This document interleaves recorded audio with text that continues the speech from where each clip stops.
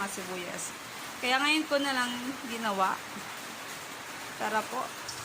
Eto na nga, nag-start tayo, mga mi. Maulan na umaga sa inyo, mga mi.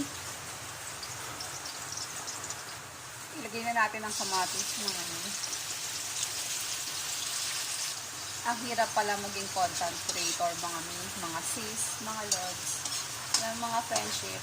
Kasi, hindi mo na alam kung ano yung ipopost mo. Tapos, alam mo, minsan baka natatakot ka pa mag-post ng iba dahil baka ma-violate ka.